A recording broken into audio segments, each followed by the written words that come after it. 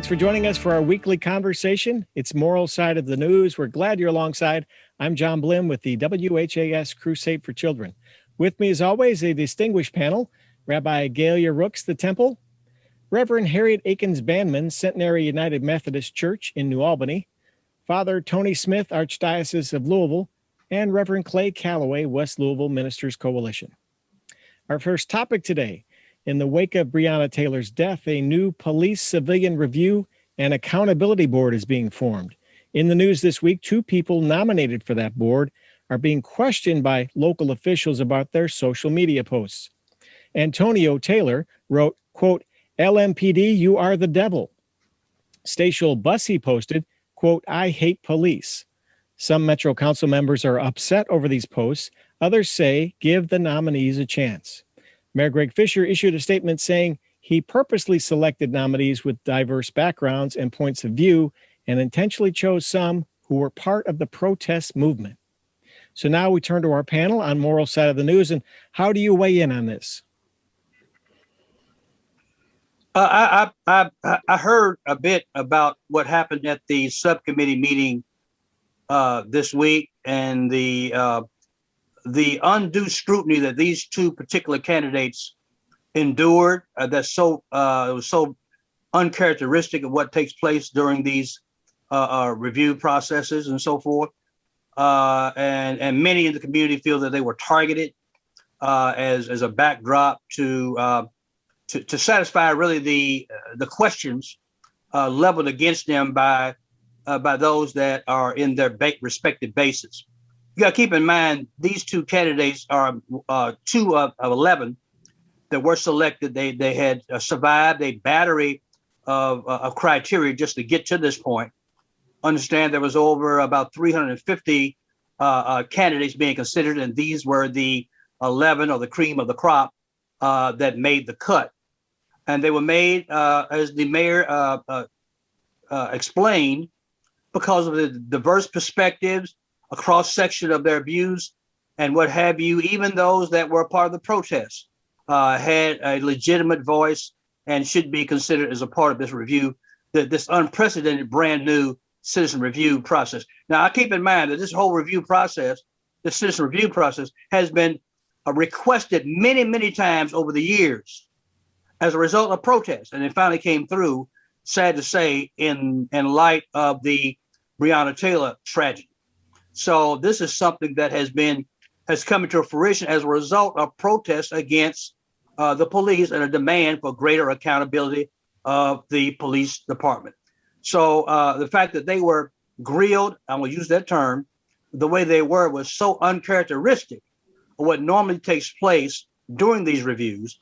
And they had already received or passed the battery of criteria of bias that is legislated in the process, such as not having family members, such as not being a part of the member of the local government, not being a police on the police department over the last 3 years. So they passed that legislative barrier of bias. So the fact that they were grilled the way they were was really bold, reflects more on the grillers than the candidates, despite their social media posts that may have been a cause for some concern that was raised in that committee review meeting. I agree with Clay. I think that he's said it more eloquently than I could.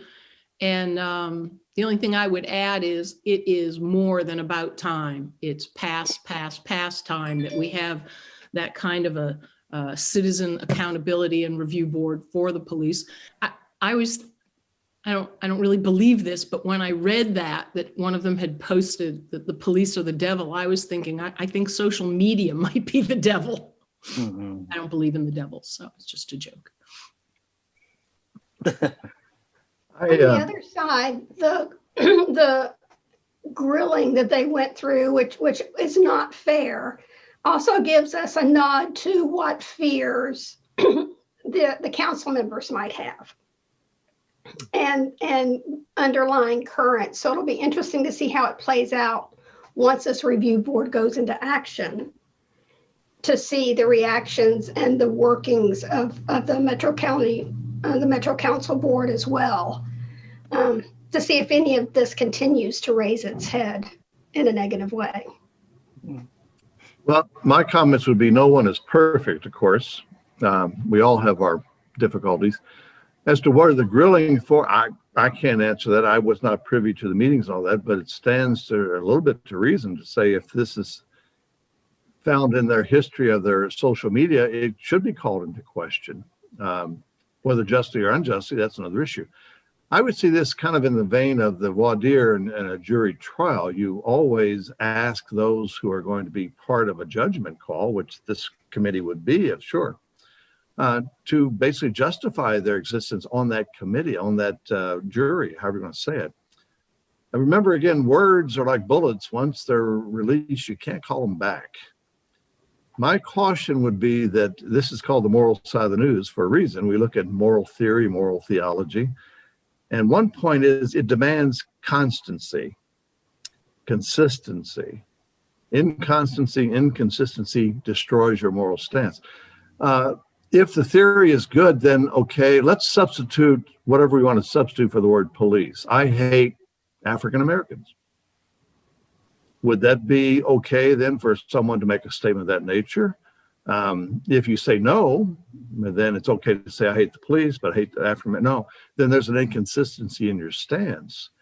I would say it would be best if we could look at Immanuel Kant and all these good folks, their categorical imperative and whatever, and say let's be consistent in our statements, in our moral actions, etc. I'm like with Harriett. I'd like to see what happens down the road. Maybe there could be some kind of provisionary, however they set it up, provisionary membership, and see how it goes. But for Clay and others who would say they got a grilling, I don't know. Maybe they did. If they did, they shouldn't have. But at the same time, if these statements were in their social background, social media background, then I have no problem with them being examined for making and asking clarification as to what they really meant by this. Well, part of the information we received was they didn't know whether the intent of the use of the terminology was there. I don't know what they mean by that, in the sense of, do they really mean what they said? Well, hopefully if they said something, they meant what they said. But anyway, I'm just saying that there's cautionary there. I wouldn't say everything is just honky-dory. Let's go ahead and let them proceed from here. I think the council, and whether it's grilled or not, they have a right to question this. I just have to take issue with your Immanuel Kant absolute ethical issues. For someone to post, I hate the police, it's coming, and I'm sure if you looked at the context of why that was posted, I think that it's coming from a place of injustice and frustration and years and years, decades and decades, actually generations of African Americans being abused, and we'll just leave it at that, by not all police, but many police. And so if you suggested that if we turn the construct around and a police or, an individual who was up for a position on this committee, on this review board, they said, I hate African Americans. Where does that come from? Is that just because of the color of their skin? Is that just a blanket? Well, you don't know, nor do I know. My point is there has to be a consistency. And to say this is speaking from past history, we all have past histories, and there's been abuse in a lot of individuals' past histories. So I would say you can disagree if you want to. That's why we're sitting here on this panel discussing. But I would say Immanuel Kant and others of those nature, I mean, that's a very consistent. If we're going to say moral theology and moral side of the news, then let's be moral. Let's not just be talking about because we can't say this because of what folks went through. Well, almost every generation can say the same thing. Well, if I might add this, and I think there's no moral equivalency for a person such as the young man on the panel saying he hates police, or the other woman, I think she said that she hates police, and a police saying he hates African Americans. I think the context is quite stark and different. I think for him to say, as Gaylia pointed out, the context clearly was made in the context of what took place this past year in response to the tragic and horrible killing of Breonna Taylor. and they hate the behavior of the police that was responsible for that death. So clearly, that would be appropriate to suppress hate in that regard, and the fact that police has authority over African Americans in a way that African Americans do not have over police. So you don't have an equal comparison that way. So this young man said they hate police, and have the police say they hate African Americans. That's not an equal, equitable debating platform. Well, it's not equal, but debatable, Clay, with all due respect. Any moral action or moral statement, there's the ends, object, and circumstance. That's been since early Middle Ages. When we look at moral issues. And to say the intent or whatever, the history of whatever, okay, that's under the circumstances. And that's but it's real. What you're saying. But it's real.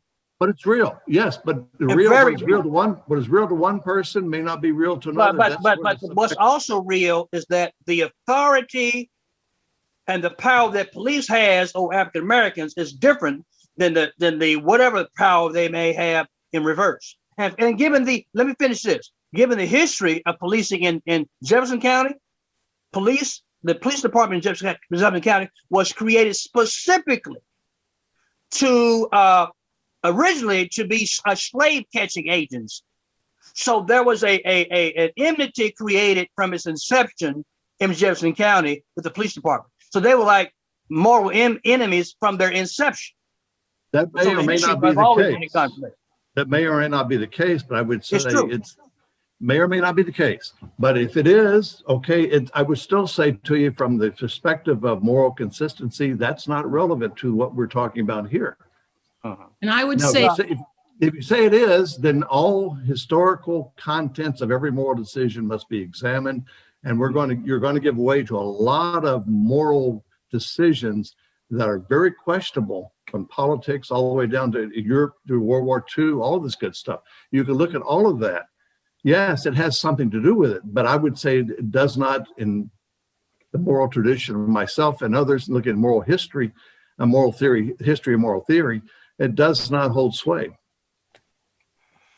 Well, there is a due north.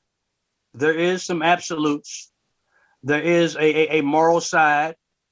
I think we can quote all the other theories we want to, but there are some things are absolutely wrong, and some things are absolutely right.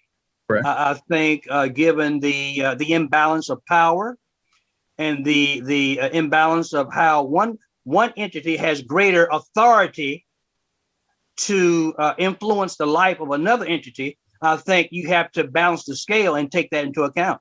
So when someone expresses a hate, for example, I talked to David James recently. He's on the board. Has a past history with policing. He was actually a president of the FOP at one point. Now, he shared with me some time ago. He actually was beat up by police as a 14-year-old. And I was surprised to hear that in his history, but it didn't stop him from eventually becoming a police officer. He said, if you ask him at 14 years old how he felt about a police officer, he clearly would say something like he hated police. But clearly, that was in context with what his experience informed him about policing. So, no denial of that, Clay. But there is, yes, you say absolute. There is what's referred to in moral theology as an objective moral order that has correct action, whatever. But whether this is the case, you say about there has to be equality. I would challenge you to name any relationship, any country, or whatever that has been the case. History is replete with inequities regarding relationships, and then in regards to inequalities of power. I mean, that doesn't mean that every case in history has been immoral. Well, I just want to break it in context. I know Gaylia was trying to get in and Harriett was trying to get in, but I think in the context of this conversation, I think this Citizen Review Board was created in the context in response to the tragedy related to Breonna Taylor. Okay, absolutely. This happened to be the anniversary. So to put that in context, that's why we are dealing with this now, as opposed to some other time in history. I concur, but again, the issue is not so much the police commission or the review board, but it's the membership of the review board. And that, I would say to you, is not a absolute either or, and it's not a done deal. Anyway, that's my routine. Okay. So follow-up question to you all about this. once this board is established, do you have hope that it will work and do the job it's meant to do? Yes. Absolutely. I have to have hope. I'm the eternal optimist, and I have to have hope. I don't know how much money, if I were a gambling type, I'd be willing to bet on its efficacy. But minimally, it's a response. Minimally, it's putting something in place that should have been there long, long, long ago. And I pray with all my heart that it will change things. It certainly has the potential to change things. I think as police officers know that there is a citizens review board, not just an internal affairs review board, I think it really, hopefully, will make a difference. The other good news is that it happened now. It's not something that was said, we'll get to that. It was spoken and acted upon. And not only that, the other good piece of news, I think, is that there are voices that were part of the protesting body, and those voices need to be brought to the table. I think the discussion shows the power of words, and how will we continue to use those in these kind of discussions, and how will we continue to put them out into the world through Facebook and other ways, as when we're frustrated, and how does that come back to us? Right. Well, Harriett, you and I on this panel today, we both are a product of a Protestant tradition. Yes. we have been regarded as Protestants. So we are exhibit A and B with respect to the credibility of the ability to protest for right and to do something right and make things better. So protesting is not a bad thing. This country was founded on the idea of protesting and for the right thing, to challenge, to make it better, and to make things right. The question is, whose definition is it of making things better? God forbid, in my mind, anyone would say that the insurrection, trying to take over the Capitol of the United States of America and hang the vice president, and I just don't see how one can make a case in any sense that is protesting to make things better. You know, we have a representative democracy, and that's how it should work. Our second topic on Moral Side of the News: in Washington, Senate Republican Minority Leader Mitch McConnell warned of what he calls a scorched earth landscape if Democrats use their majority to bring an end to the Senate filibuster, hoping to support President Joe Biden's agenda. McConnell said the Senate would all but cease to function, implying Republicans would grind business to a halt by refusing to give consent for routine operations. So turning to our panel on Moral Side of the News, let's get your thoughts on Senator McConnell's statements and the filibuster. Well, I'll start off by saying, why are those individuals elected officials, or why are they elected and sent to the DC Congress anyway? I understand it to be they're sent there to serve. To serve whom? Serve the people of this country. My only response to the senator here in Louisville, is that remember, what goes around comes around for both parties. And if you're going to do something of this nature, to me, it speaks of a lack of service, more of an attempt to conserve or to control power.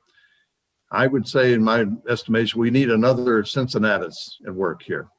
And bipartisanship demands concessions on both sides. And if we don't have that, how can you say there's, bipartisanship doesn't just mean the new president agrees with us or the Republican Senate agrees with the new president. There has to be concessions on both sides.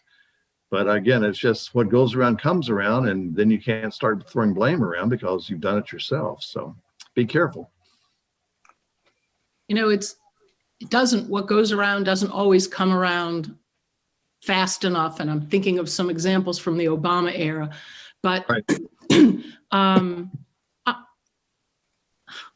take, for example, the stimulus bill. I mean, I don't remember the numbers off the top of my head, but it's wildly popular among Americans, wildly popular. And yet not one single Republican voted for it. And why is that? Because they're not there, as you say, Tony, to do their job, to be of service, to represent their constituents. They're there on their own political high horse with their own hopes of power and glory. And to me, that is one of the most damning statements to have come out of the legislature. I think for McConnell to make that statement is really laughable for several reasons. One being that to threaten a scorched earth, using his term, is a throwback to some dramatic. And we know that Congress can do it. We've seen McConnell do it. We've seen people who literally, when he says that, you need a vote to turn the lights on before noon, I wouldn't put that past him for a moment. And how shameful is that? I'm waiting for him to make the next statement, which would be, let's make sure that President Biden has a one-term presidency, as they did with President Obama. Right. He hasn't said that yet. Not yet, but it's coming, Clay. It's coming. Right, it's coming. So I learned that the word filibuster is Dutch for pirate. Really? Beg pardon? Filibuster is Dutch for pirate. So I'm thinking, isn't that interesting that we're doing high seas kind of action to take that which we want that belongs to someone else? Interesting. And take someone's time. I like what Biden said. He said, if you're going to have a filibuster, let it be the old school variety, like we saw in the movie Mr. Smith Goes to Washington. Just stand up there if you got the stamina to speak. I think who's that in South Carolina did in 1957. Just stand there and fill the buster with fluster as long as you can. Do it the way it was intended, way it was practiced. Traditionally, he said, I'll be for that. But to mail in a filibuster and to stop it is a coward's way out. Okay. So it was Strom Thurmond, wasn't it, that used the filibuster to keep civil rights legislation moving forward? So apparently, we see it used for such horrible inconveniences. And I learned last night that he did something to dry out his body with heat and not drinking and everything so that he wouldn't need to use the restroom. That's how committed he was to preventing civil rights from moving forward. And they didn't have the pens back then, but he probably had the 1957 version of it back then. So I commend him. I mean, that takes stamina and commitment. So there's also, if I may too, there's also other, I mean, I'm not a congressman, but there are other little intricacies of Congress that if this were to take place, this scorched earth, that the Democrats can also, but again, if that happened, it would show again, from my perspective, there's no service involved here. It's all kind of who's in control. And we need to be able to say, okay, if you're going to do this, look what the general population is going to say later on when the elections come around again, that you have blocked any kind of service to the American people. And that's two parties can play that game. And I think that's what it is. It's playing games and not attending to the needs of the country. And they play their political games while people die or go hungry or don't have health care or basic human rights. So I'm always cautious. When has the filibuster really been of service to the people? That's a good point. Good point. What is the movie Mr. Smith Goes to Washington? Yeah, well, Jimmy Stewart. Yeah, you're right. The new movie is called Mr. Smith Phones It In. Right. It is. I would say I would like to add one point here about threats, and he's threatening. And we don't respond to threats when we are responding to a hostage situation or terrorist. So the fact that he's even threatening to do it automatically would be a cause for pause for me. One thing I know about Mitch McConnell, he rarely threatens. If he's going to do something, he'd go ahead and do it. If he's got the numbers to do something, he'll do it. Okay. So he must be threatening from a position of weakness. Just like the roaring lion, we have a reference in the Bible that the devil roars like a lion. Well, anytime a lion roars, it's almost always from a position of weakness. A lion never roars from a position of strength. Either they're being threatened in some way, either they're being harmed in some way, but a lion never roars from a position of strength. It's always from a position of weakness or being under attack. So the fact that he's even threatening something is almost an acknowledgement that he's in a weak position. That's my observation. Okay, panel, we have just a few minutes left. Both Kentucky and Indiana have administered more than 1 million COVID vaccines. We have warmer weather, the first day of spring, spring break, virus variants on the horizon. So turning to you, how are you feeling about the pandemic as we move forward? A couple of minutes left. Well, I'm very nervous vaccinated. because, I'm sorry? I'm vaccinated. Me too. So am I. But I'm very worried because 14 states have had significant, more than 10% increase, and half of those have had more than 20% increase. Some have had over a 50% increase this week compared to last week. And what does that say? And just very briefly, the key here is the variants. We have got to get this nation vaccinated before it can continue to spread and mutate so much. That's a danger to everyone. One said we follow the Europeans in reaction to the pandemic. Look what's happening in Europe right now. They're closing everything down again. So we need to be very careful. I'm frustrated by our American independence and selfishness, that we want what we want when we want it. And so that unfortunately affects the whole community. And I am tired of grieving loved ones to COVID. Yeah. And I've had family and church members by name that have died. Oh, so the body count is mounting. Right. Oh, the body count is mounting. Yeah. It seems like we could do the short-term inconvenience for the long-term permanence of being able to get back to what we enjoy and do. So wear the mask and be nice. Care about other people. Wash your hands, for God's sake. Right. Well, I mean, it harkens back. Vaccinated. It harkened back to what Kennedy famously said: "Ask not what your country can do for you, but what you can do for your country." I think this would be a simple sacrifice that everybody can make, and contribute to make this country as a whole stronger if they make that simple sacrifice and mask up and do what the scientists and CDC suggest they need to do to defeat this pandemic. Yes. All right, Clay Calloway, thank you. God's ears. Right. Thank you for those final words. Thank you to our panel, Rabbi Gaylia Rooks, Reverend Harriett Akins Banman, Father Tony Smith, and Reverend Clay Calloway. New this year, if you'd like to catch this program again, just jump onto YouTube, go to the Crusade for Children page, and just search for Moral Side of the News. We'll be back again next week with another edition of our program. Till then, stay safe, be well, and have a great week. Thank you, panel.